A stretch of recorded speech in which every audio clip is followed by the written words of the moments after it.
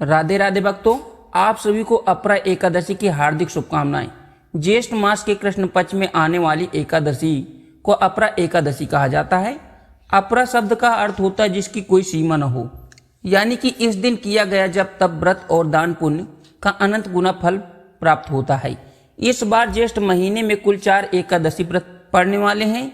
अधिक मास का संयोग इस बार ज्येष्ठ मास के साथ हो रहा है, इसलिए ज्येष्ठ का महीना इस बार 60 दिनों की अवधि का होगा। तो ज्येष्ठ के महीने में इस बार जो है अपरा एकादशी और निर्जला एकादशी व्रत रखे जाएंगे। वहीं अधिक मास यानी कि मलमास की वजह से एकादशी जिसमें पद्मिनी या और परम एकादशी इस बार ज्येष्ठ के महीने में पड़ने वाली है। तो आज की इस वीडियो में आप लोग जानेंगे कि अपरा एकादशी तिथि और शुभ मुहूर्त के बारे में। एकादशी द्वादशी कब से कब तक रहेगी और व्रत का पारण शुभ मुहूर्त कब से कब तक रहेगा।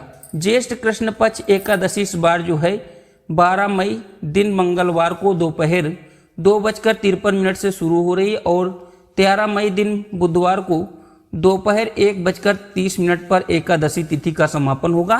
क्योंकि मंगलवार को दोपहर से एकादशी लग रही है, इसलिए उदय तिथि के अनुसार जो है 13 मई बुधवार को इस बार एकादशी का व्रत रखा जाएगा। यानी कि अपरा एकादशी 13 मई दिन बुधवार को मनाई जाएगी। व्रत को इस तिथि से लेकर अक्सर लोगों के मन में असमंजस होता रहता है कि किस दिन व्रत रखना सही रहेगा। तो इस बार आप सभी लोग 13 मई दिन बुधवार को ही व्रत रखना चाहिए। द्वादशी तिथि 13 मई दिन बुधवार को दोपहर 1:31 से शुरू होगी और 14 मई दिन गुरुवार को सुबह 11:20 पर द्वादशी तिथि का समापन होगा। द्वादशी तिथि लगते ही हरिवारस का समय भी शुरू हो जाएगा। हरिवारस द्वादशी तिथि का प्रथम 1/4 पहर होता है, जिस समय आप भगवान श्री हरि विष्णु के जितना चाहे जितना हो सके उतना मंत्र जाप भजन कीर्तन कथा श्रवण कर सकते हैं, जो कि अत्यंत शुभ फलदायी होता है। अपरा एकादशी व्रत करने का यानी कि व्रत खोलने का जो शुभ मुहूर्त है 14 मई दिन गुरुवार को सुबह 5:31 से लेकर के 8:14 तक रहेगा। व्रत हमेशा निर्धारित मुहूर्त के अंदर ही खोलना चाहिए। एकादशी के दिन चावल या चावल से बनी वस्तुओं का त्याग कर देना चाहिए। साथ ही इस दिन नाखून बाल इत्यादि नहीं कटवाने चाहिए। तुलसी के पत्ते भी तोड़ना वर्जित माना जाता है। तो आइए आपको बता दें कि भगवान को भोग के लिए एक दिन पहले ही तुलसी जी के पत्ते तोड़कर रख लेने चाहिए। मंगलवार को क्योंकि एकादशी लग रही है, इसलिए एकादशी लगने से पहले ही तुलसी जी के जल देकर आप तुलसी के पत्ते तोड़ सकते हैं।